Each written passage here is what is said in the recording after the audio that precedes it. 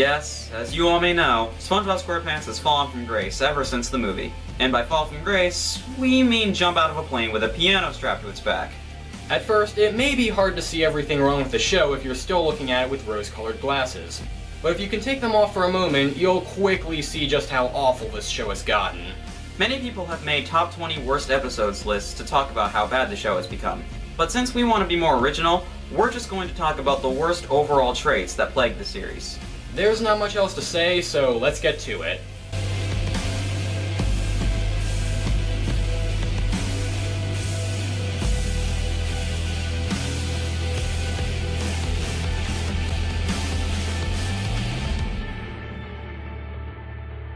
Back in the early days, Sandy served as the female lead, and we'll be honest, she was probably the least memorable. Don't get us wrong, we're not saying her character was bad. She just had the least impact on us out of all of the characters. That being said, she was still a well-thought-out character. She was strong-willed, loyal to her friends, and had a love for mid-Southern culture.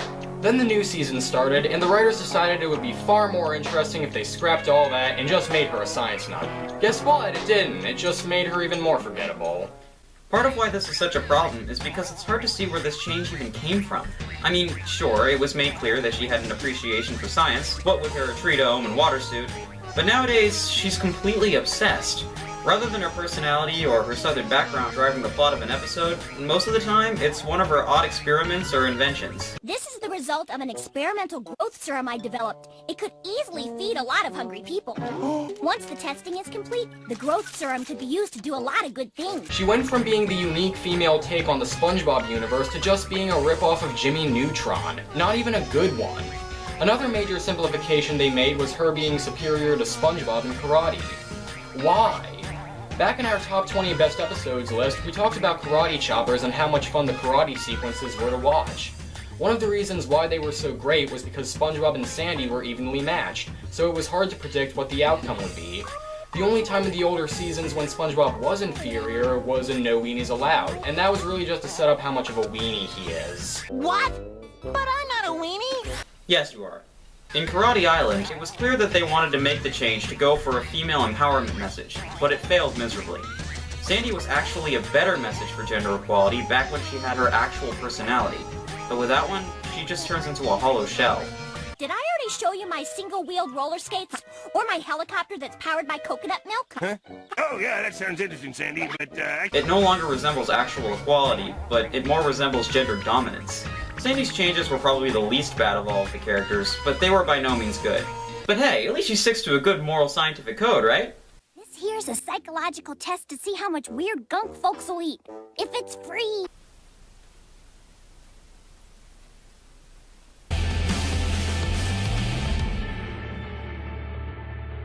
The overly detailed animation. Now, we're not referring to the animation itself, because if there's one thing the new seasons do better than the old ones, it's the animation. Back in Season 1, the animators had to rely on a cheap and dull cell animation style. They were able to get some cleaner animation in Seasons 2 and 3, but the animation of the show truly reached its peak in the later seasons. No, we're more referring to the overly detailed faces of the characters. There are two ways this affects the show, and one of them is with the side characters.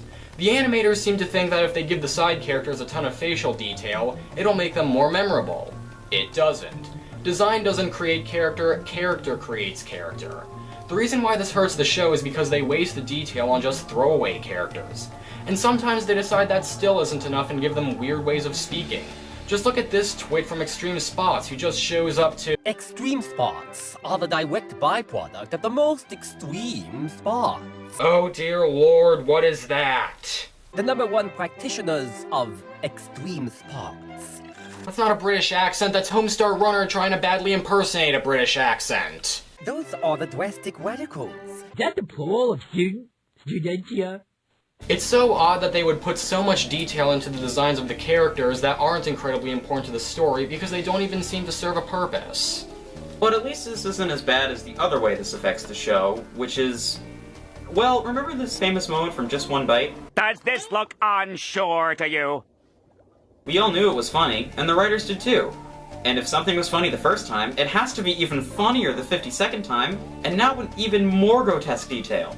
The reason why this extreme close-up gag worked the first few times was because the grossest features the faces had were just wrinkles. Oh, and they were only done once or twice. Now they're done at least 5 times a season. Assuming that's the exact average, there have been 20 times we've gotten a face as awful as this. Or this. Or this. Extreme close-up! It's probably not that exact amount, but you get the idea. So remember this, parents who may be watching. Every time you let your kid watch this show unattended, you run the risk of letting them see something like this.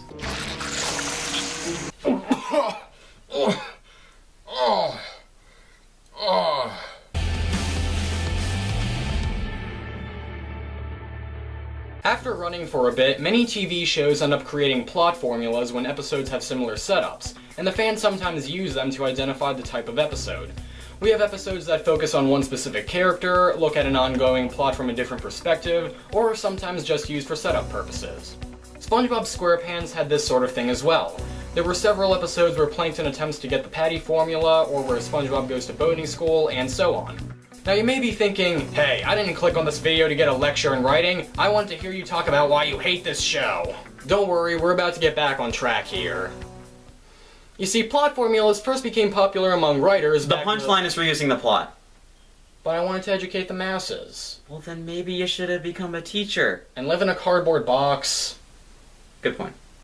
Plot recycling is one of the most surefire signs that a show is starting to age. Since it's been going on for a while, it begins to run out of ideas and opportunities, and decides to take previous plot elements and reuse them, with only a few moderate changes to the formula. It works like this. The plot formula is the type of scenario that is occurring in the show's universe, and the plot elements are the characters, events, and jokes that make it unique. A lot of things don't work as well the more they're used, and plot elements are one of these things. Here's an example. The episode Krusty Dogs has SpongeBob encourage a major change in the Krusty Krab, and it gets so popular that Krabby Patties become obsolete. The breaking point comes when his grill and spatula get taken away, and he decides to undo the change. And you just heard half the plot of Bossy Boots. Another example of this is Stitchin'. Now, I want you to tell me if this sounds familiar. When SpongeBob is encouraged by Patrick to skip his... That's hooky. Just hear me out, okay? He's reluctant at first, but soon enjoys his new freedom more as... That's hooky. I'm almost done. When he sees the dangerous consequences that come from breaking the rules for some minor fun, he tries to head back to where he needs to be, only for a lethal accident to... That's hooky. Of course it's hooky! How could anyone not see that it's hooky? Moving on. This has gotten so bad that SpongeBob SquarePants has actually started recycling plot elements from the modern, crappier episodes. The Season 7 episode, Someone's in the Kitchen with Sandy, which we'll be coming back to later, has Plankton disguising himself as Sandy to convince SpongeBob to give him the Krabby Patty formula. This episode is already a ripoff of Imitation Crabs, but there's more. Later on in the season, there's an episode called Grandma's Secret Recipe, where Plankton disguises himself as SpongeBob's grandma in order to steal the patty formula. Then there's also the episode Shellback Shenanigans, where Plankton disguises himself as Gary to get SpongeBob to give him the formula. Then there's the episode where he disguises himself as JonTron to try to get the formula. That never happened. Would it surprise you if it did? Basically, reusing plot elements is a lazy way of trying to extend the show's lifespan, but it can only get you so far. Since the show is so popular though, it probably won't end until we've gotten at least 2 of each episode. By my calculations, that means the show will stay alive for... let's see, carry the pie... What? 35 seasons. Wow. That's depressing.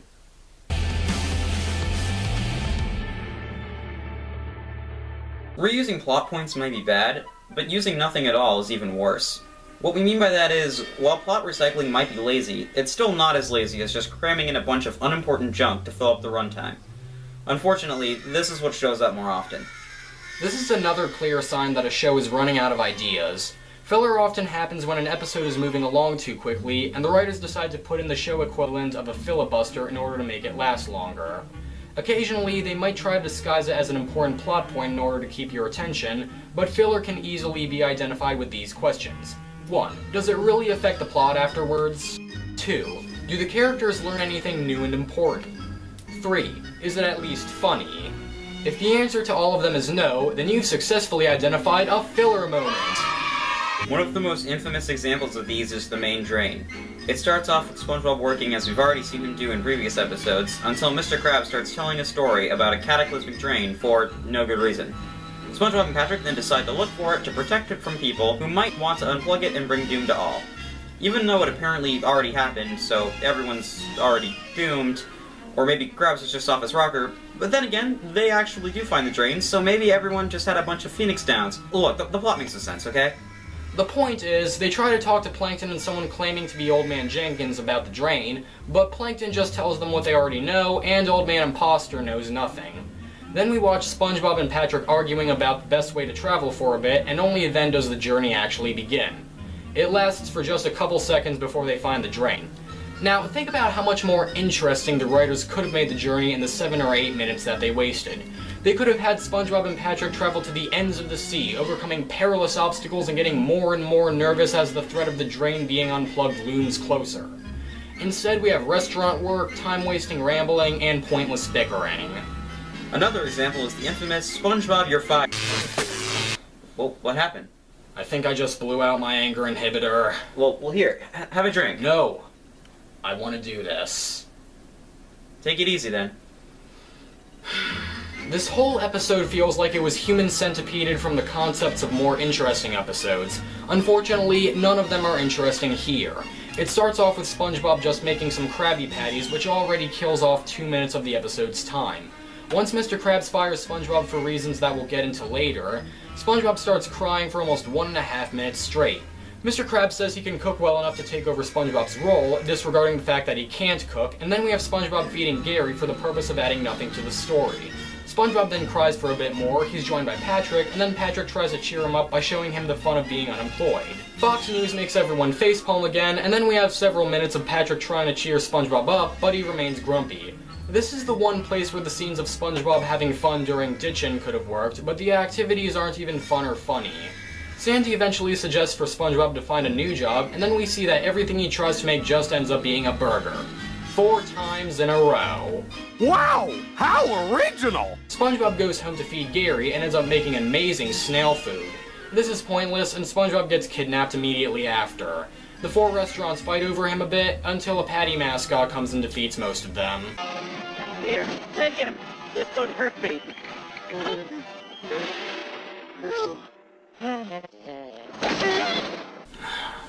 Okay, I'll fully admit that joke could have worked had it been happening to Ian Hecox. Now you're sure Mildred will be there, right? SpongeBob gets rehired, and then everything goes back to normal. None of this was ever important. The purpose of entertainment is to entertain. Filler not only wastes valuable time that could be spent doing interesting things, but it also loses the attention of the audience. If your art medium has filler that becomes way too obvious, that's a sure sign that you need to either start over or scrap the concept entirely.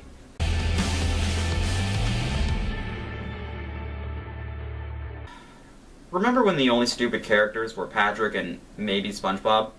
Those were the good old days. Nowadays, you'd swear to God that everyone in the show was exposed to the orb of confusion for too long. Let's face it, people enjoy laughing at a fool, but no one enjoys having to constantly put up with a lot of fools. In the old days, all of the characters were well written and well balanced, each one having different qualities and areas of wisdom. Now those areas of wisdom seem to be the only things they know about.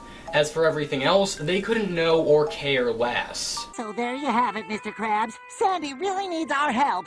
Okay. Explain it to me again, but this time take out anything that doesn't have to do with money. You are truly the greatest hide-and-seek player in the whole world. Wasting a Krabby Patty? How could you? I'm full. The characters may have lacked common sense in some areas, but they still had brains. The whole purpose of having a stupid character is to create a comic foil for the smarter characters to react to. That's all fine and good, but having everyone be stupid just gets really irritating. Especially since there's no smart characters left to call them out or bring an element of sanity back to the group. And it's fine if the characters are just flawed or have some quirks to them. But having everyone be stupid basically means that they're the same character with just a different reason why they're stupid. Much like number 9, this even applies to some of the background characters. In Little Yellow Book, they were unable to realize that they were at fault along with Squidward in one of the most irritating scenes of hypocrisy ever. Chumbucket Supreme showed that they were stupid enough to put their own lives at risk, and Greasy Buffoons was pretty much the same thing, except grosser. Man, am I stuffed. Me too, but that deluxe Krabby Patty was so swimming good. I'm gonna get another one. Wait, doesn't that sound like Cactar from Final Fantasy Guild Quest? New, ultra chubby patties packed with quadruple grilled goodness. The most we can buy with the money we made is a gumball. Oh, and tell me, how many times have you heard this stupid joke used? As time quickly runs out, still no word from the imperiled whale girl and SpongeBob. Oh no! I'm out of coral on a stick! This is terrible! Oh, are you hurt? Oh, well, thank you for asking. I wasn't talking to you. Don't worry, Papa's here. Gary! You put Fluffy down right now. Bad boy Gary. Bad. We get it! They're stupid! It's not funny! The bottom line is that there's an age-old question. Who's more foolish, the fool or the fool who follows him? As interesting as that question might be, it's now kind of hard to tell which one is which. I must admit, my curiosity is piqued. I guess I'm piqued to peek at that book. Okay, no! Since the show is called SpongeBob SquarePants, it of course revolves mostly around him. He gets the most screen time, most of the plots affect him in one way or another, and he's the most iconic of the cast. So that means that when he got flanderized, we had to deal with his problems the most. Much like the show itself, there are still traces of what he used to be. He's still an excellent fry cook, he still cares about his friends, or at least he pretends to, and he still enjoys jellyfishing. He's also become incredibly irritating.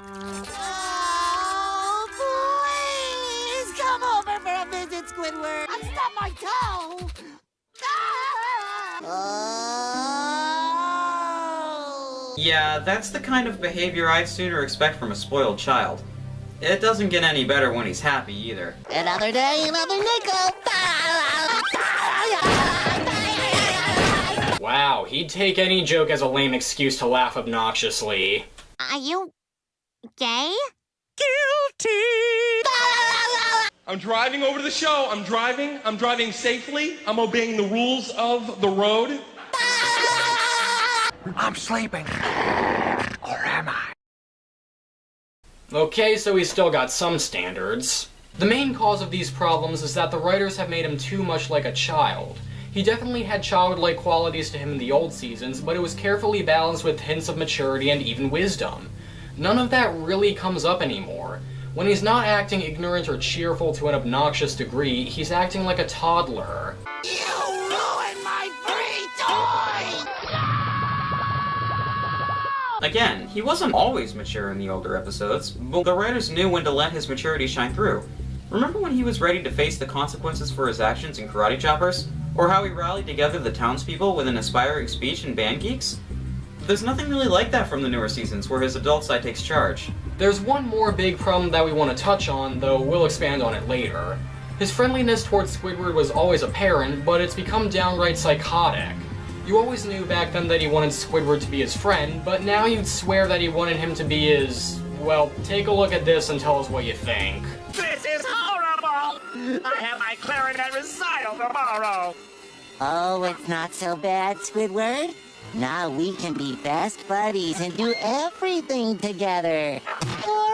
Forever! At best, it's this. Do you not trust the feelings of the flesh? Our biology yearns to join with yours. And at worst, it's this. I just want to burrow into you like a love tick. I want us to be one person, two hearts inside one skin. That's it! Oh, no. In the old days, Mr. Krabs represented the best and worst sides of many business owners. He was greedy, yelled too much, and didn't learn as much as he should have, but he also cared about his employees greatly and would do a lot to thank them for what they've done. Nowadays, he represents business owners from a more realistic point of view. He cares about money and nothing else. It was always true that Mr. Krabs took his love for money a little too far, but he still had standards and a moral compass. Neither of those are still noticeable nowadays, so for all we know, he could have just sold them to make a quick buck. And that would have been one of the less awful things he's done for money. It's gone beyond just making money his major concern. He's now willing to steal, lie, cheat, and do whatever else was portrayed in The Wolf of Wall Street. Local resident watches poll? No one's gonna pay to read this malarkey. Maybe instead of man watches poll, you could say something like, oh, man marries poll. Now, one could say that this isn't out of character, since he sold SpongeBob's soul for just 62 cents in born-again crabs. Well, if that makes all of this not out of character, why did this happen? Look, Squidward, money! Mr. Krabs, I can't believe I'm saying this, but how could you trade SpongeBob for 62 cents? He stuck up for you and you sold him out. You should be ashamed of yourself! What have I done? Oh! Yes, it did take Squidward's scoldings to make him realize his error, but Mr. Krabs still ended up regretting what he did. Now, even when other characters try to tell him what he did was wrong, he doesn't care. In fact, he doesn't even get any consequences for it most of the time. You lifted the entire hotel room? Stop! Exaggerated.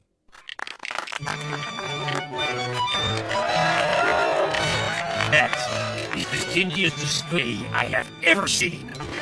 I declare you the new winner! Stealing's just a minor annoyance, am I right? I mean, why else would I be able to hold this binder full of the CIA's important...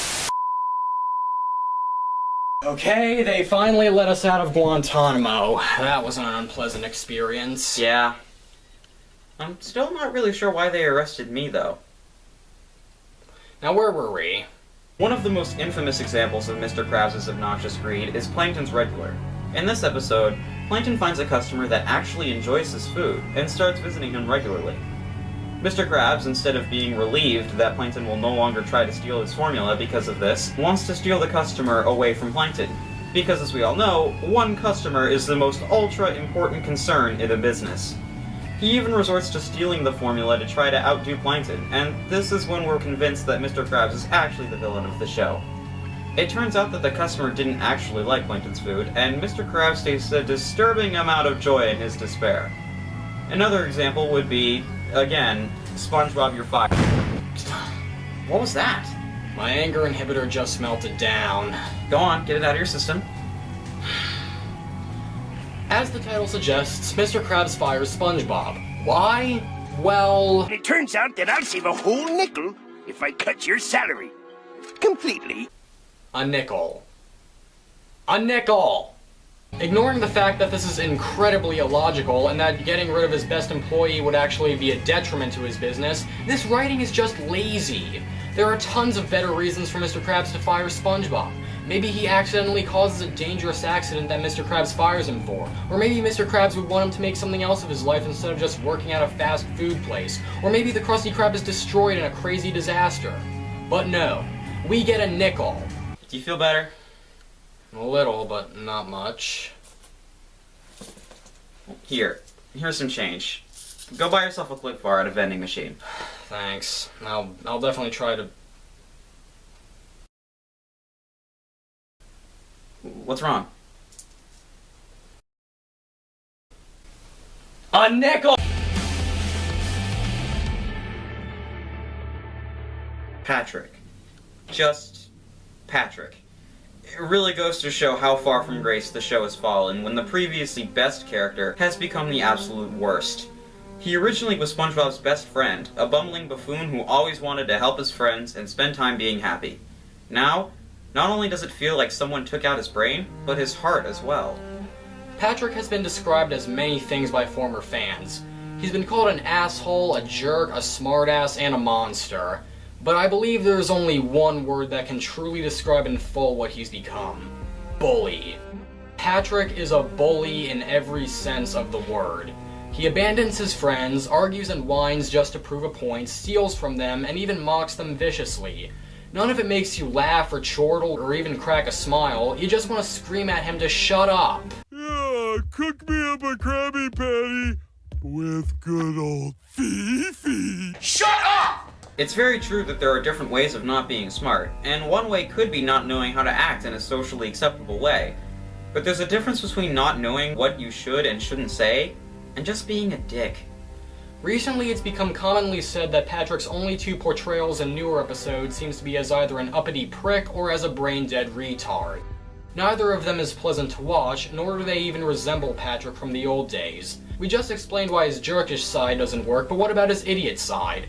What about it is so different from the older days of his stupidity? Well, in the old days, Patrick's stupidity was usually just used for jokes or minor plot development. Even when his stupidity occurred at the expense of someone else, you not only got the impression that he didn't really mean it, but it was never a detriment to them outside of just being a minor annoyance. Wow, you guys are good.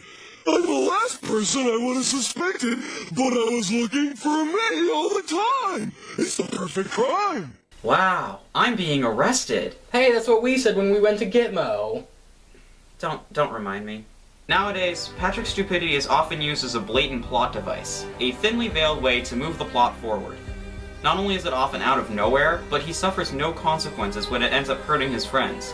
It gets even worse when he keeps talking like nothing is wrong, as if he never did anything at all. I would like 2 extra cheesy nachos with a side of cheese. Shut up! One of the worst examples is the card. SpongeBob repeatedly tries to get an ultra-rare Mermaid Man and Barnacle Boy trading card, but he never finds it. Patrick gets it, and the rest of the episode is spent showing Patrick putting himself and the card into danger, on purpose by the way, and SpongeBob has to constantly bail him out. Sure, eventually Patrick says he can have the card at the end of the day, but until then he starts maiming and destroying it for no good reason, right in front of SpongeBob. And when the card is finally destroyed and SpongeBob starts crying, Patrick reveals he actually had 4 more of the same card. Patrick, where did you get these? Well, that one pack I bought was filled with them. Doodly doobity doop doop doop. Another example is yours, mine, and mine. SpongeBob buys Patrick a Krabby Kitty meal, saying that he can share it. Patrick proceeds to eat it all, and then whines that it didn't come with a toy. Mr. Krabs makes one, and says SpongeBob can have it for a little more money. SpongeBob buys it, and is overjoyed. Then Patrick insists SpongeBob share it, and I want you to watch this footage, and some clips from the older seasons, back to back. Am I interrupting? Oh, hey, Patrick. Have you met my new toy? Don't you mean our new toy? Where does he work? What the Woosty Web? Remember, sharing is the most wonderful feeling in the world. Wait, Patrick, stop! It's me, SpongeBob! Nice try, burglar, but SpongeBob's my best friend, and he'd never steal from me. Kinda hard to watch, isn't it? And believe it or not, it actually gets worse. Patrick takes the toy and keeps it for the entire day and night. SpongeBob asks for it the next day, and Patrick still won't give it to him. Then we see that the episode thinks both SpongeBob and Patrick are at fault here, and that makes it even more unbearable. Patrick eats it to be a jerk, and Mr. Krabs scolds both of them for some reason. He then reveals that he made a whole bunch of toys because they were popular, and says they can both have one as long as they can pay for it. The episode ends on one of the most infuriating moments ever. This time it's on me. Patrick, that's my money. Have you learned nothing about sharing? Can you see why we hate him so much? Hate? What do you mean? Hate. Let's briefly talk about how much I've come to hate Patrick ever since the new seasons began. At this point in time, my videos have gotten over 2 million views across all of them ever since I've started my YouTube career. If the word hate was, say, scrawled on the foreheads of every single solitary person that even clicked on one of my videos, it would still not come close to representing 1/1000th of the hatred I feel for Patrick right now. Hate, hate, hate. Oh, speaking of which, I'm almost at 2 million views. Thanks, everybody! Yeah. So, we don't like him very much. You can't take it! It's unfair! Shut up! Shut up! Shut up! Shut up! Shut up! Shut up! Almost done. My eye! The Squidward torture porns. Half of you already knew that this was going to be on this list at some point, and the other half doesn't know what we're talking about. For those of you who think we're talking about some disturbing stuff on the internet that, sadly enough, probably exists, we'll try to explain. A torture porn is a genre of media that, like the typical porn, lacks any substance or artistic value. However, instead of having copious amounts of sex, a torture porn has copious amounts of pain and suffering. As far as we can tell, the phrase Squidward torture porn was first coined by Mobro Studios in his top 20 worst episodes list, and it quickly caught on. Mainly because it was a perfect description of what most of the modern episodes center around Squidward are. Unpleasant and unfunny episodes that mostly focus on Squidward being miserable. Now, some would argue that it was funny when it happened to Squidward in the older seasons, so that makes it funny here. However, we don't consider those to be Squidward torture porns. I call those Squidward karma trips. In episodes like The Idiot Box and Club SpongeBob, it was a matter of justice occurring because Squidward was acting like a jerk, and it was satisfying to see him get comeuppance for his sour attitude. This was even more true in episodes like The Lost Mattress and the camping episode, where the punishment often happened because Squidward's attempts to be a jerk to others backfired. But in the modern episodes, he's not really a jerk at all. He's more of an average person just trying to get on with his life. Even if you don't care for Squidward as a character and are perfectly fine with all the torment he's receiving, first of all, you're a sick person. Stay on topic. Fine. Even if it doesn't matter to you much, you still won't enjoy these episodes. Why? They're so boring. Outside of all the torment Squidward is going through, not much happens to them, nor are there that many jokes. So it doesn't matter who you are. At best, you'll be bored, and at worst, you'll feel angry and sad. Especially since the ones tormenting Squidward often don't get punished for it. And that's a real shame, since one of them is often Patrick. Shut up! Everyone has a different idea of what the ultimate Squidward torture porn is, but I think one of the worst out there is Cephalopod Lodge. It shows that Squidward has found happiness within a secret club of squids, so naturally SpongeBob and Patrick show up and ruin it for him. We see how depressed he is by it, so SpongeBob and Patrick decide to cheer him up by abusing him even more. Eventually, they try to get him back in by dressing up as a giant eel to attack the lodge members and having him pretend to save everybody. And it actually works. Until they stab him in the back by revealing themselves too early. Another infamous example is Tentacle Vision, where Squidward decides to get his own TV show. About what, you ask? We never find out, since everyone starts barging in and stealing it from him 1 minute at a time. Yes, everyone. Not just SpongeBob and Patrick. You see, it's gotten to the point where the writers' need to torment Squidward have led them to writing in whatever contrived stuff they need in order to make it happen. Even when Squidward outright yells at everyone to leave him alone, more people just end up coming in, and this all leads to an incredibly insulting ending where Squidward loses control of his house. Poor Squidward. He used to be a lovable jerk who got what he deserved, but now he's an identifiable everyman who's always beaten down by the world. Look, we're not asking for much here. We just want an episode where the abuse towards Squidward is justified. Let me rephrase that. We want an episode where the abuse towards Squidward is justified that isn't that! The number one on this list is not only the biggest and worst problem on this show, but it's also a direct cause of a few of the problems here. So before we get to it, let's recap. Number 10, Sandy's simplification. Number 9. Yours is a face only a mother could love, and one I could never forget. Number 8, plot recycling. Number 7. Number 6. Everybody's an idiot except for me. Number 5. SpongeBob Splendorization.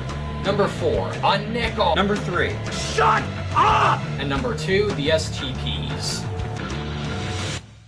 One of the reasons why SpongeBob SquarePants caught on so well with kids was because it seemed like a very friendly universe to them. Kids wanted to believe that they could find Bikini Bottom so that they could go jellyfishing, say hi to Patrick, or even dance with him, karate spar with Sandy, see Squidward getting a tan, or even eat a Krabby Patty while foiling Plankton's plan.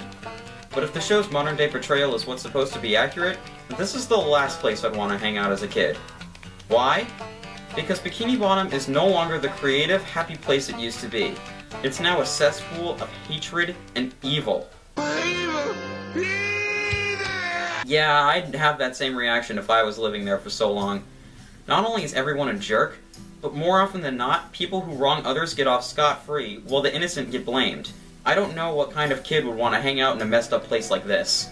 This is, without a doubt, one of the meanest shows I've ever seen. Yes, its harsh tone even rivals the tones of shows like The Walking Dead and Battlestar Galactica. Why? This show seems to have a certain level of arrogance to it. It seems to think that it's still the bright, chipper show it once was, and it doesn't even notice how cruel it's become. Not even a little. A big example of this is someone's in the kitchen with Sandy. Plankton steals Sandy's fur to disguise himself as her and tricks SpongeBob. And while that's happening, Sandy is trying to find the person who stole her fur. And we get this. Seen anybody in these parts hauling a fur pelt? Look at a naked chipmunk. Look, a hairless goat. Okay, ignoring the fact that no, she isn't naked, and yes, there are fish who are even more indecently exposed than Sandy, where the heck is this coming from? She's asking a question to find a criminal, and she's just greeted with the people mocking her. Granted, this probably doesn't happen a lot, but the townspeople all instantly becoming jerks is incredibly unwarranted, not to mention out of character. I mean, can you imagine any of them being jerks like this in, say, pre-hibernation week, where they all helped look for SpongeBob for days on end? Oh, and Sandy gets arrested for public nudity even though she just apprehended Plankton, aka the real criminal here, so the law enforcement is just as mean and biased as everyone else. Another example? Gone. It starts with SpongeBob waking up to find a few of his friends missing, and eventually realizes that everyone is, as the title would suggest, gone. This episode is just borderline meh for the most of it, and it kind of got clever when it alluded to Christine. Then it instantly became infamous when the ending came around. As it turns out, everyone left Bikini Bottom for a cute little event called National No SpongeBob Day. It was National No SpongeBob Day!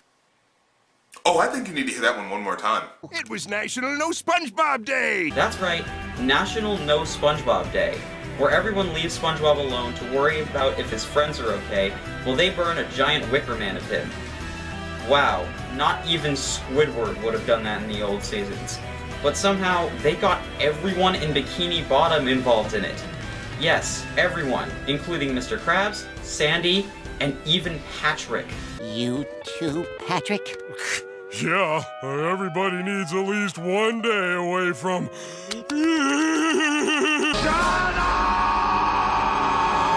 This sort of tone may work in other, more serious shows, but that's because they've established themselves as places where that sort of dark stuff happens. This is supposed to be a show of child-friendly humor and happiness, not The Departed. It comes across as incredibly jarring, not to mention kinda creepy.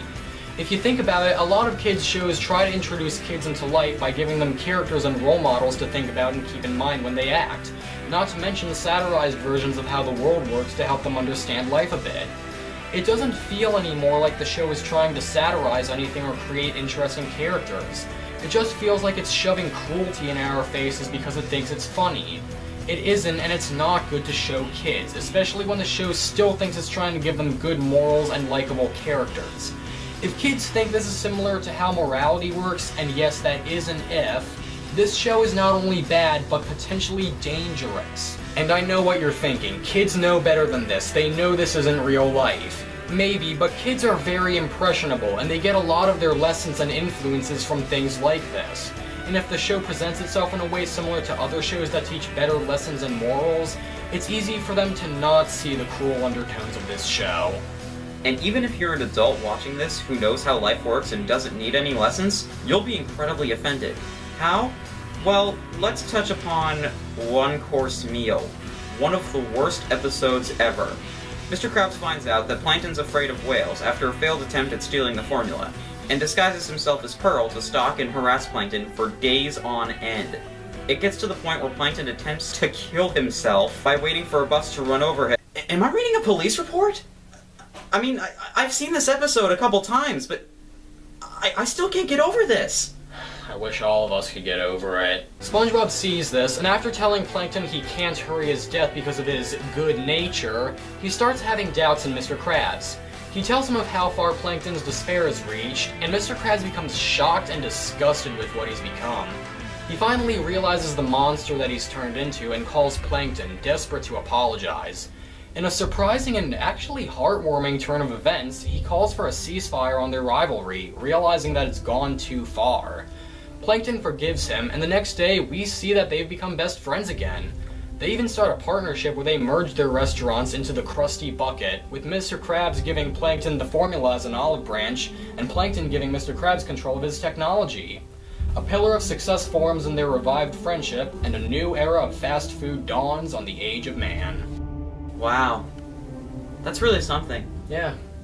If you thought for a moment that the writers would even attempt something this heartwarming and inspiring.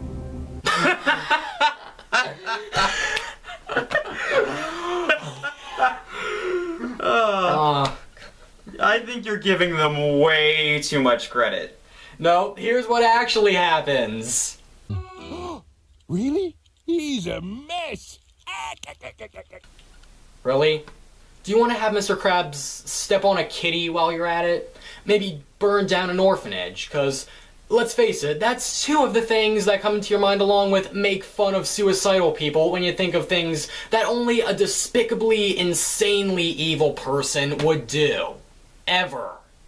SpongeBob finally realizes that Mr. Krabs might not be that good of a guy after all, and tells Plankton that it's not actually a whale stalking him. He also tells him what Mr. Krabs' secret fear is, so he decides to get some revenge by trapping him and exposing him to a... Enjoy the show! No. No. No! Make it stop! Wow. No wonder Mr. Krabs didn't want people to know what his secret fear was. Yeah, but it's pretty cool to see him get his comeuppance. Wait for it. If I were you, I wouldn't be so smug. Why not? Because a hungry pot of whales just showed up for its early feeding. Get me out of here! Get me out!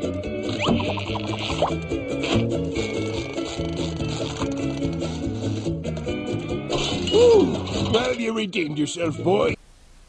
Nope, I can't do this. Wrap things up, RL. I'm gonna go get a drink. Can you see why so many people hate this show now? It used to be imaginative, funny, and lighthearted, but over the years, all of that changed. It's replaced varied humor with uncomfortable cruelty, three-dimensional characters with annoying cliches, interesting visuals with gross imagery, and it's just been around for way too long. Yes, there are technically worse shows out there, but the reason why SpongeBob's brought up so much is because there are so many different and insulting reasons why it's bad. Not to mention it really hurts a lot of people to see what was once one of the biggest shows in their lives reduced to something this uncomfortably awful. If you still like the show in spite of all of this, okay. It would be unfair of us to judge people we don't even know based on that. But don't be surprised if you find that fewer and fewer people are agreeing with you. I'm the Rocket... No, I want a different name than that. Hey GC, can I change my... GC? GC?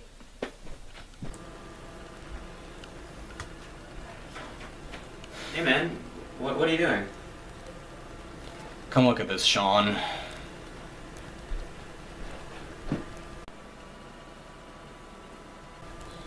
Well, that's great. Steven Hillenburg's coming back. Maybe they won't have to cancel the show. Maybe it'll get better after the second movie comes out. Yeah, but what if it doesn't improve? Will I be able to tell if it's bad, or will I just accept it either way, like I used to with the modern seasons, just because it's SpongeBob? You know all about the modern problems, Alex. We just made a whole video about... We did nothing. Talking about something we already know is one thing. Going into something new that may or may not have those problems is another. We need to go into this with both eyes open. Once started, there's no going back.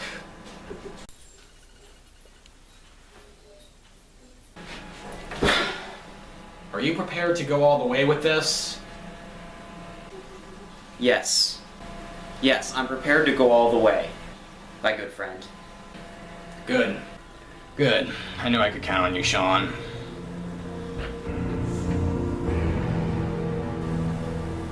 What's going on here then? Cut the internet connection, Weebly. We've seen enough.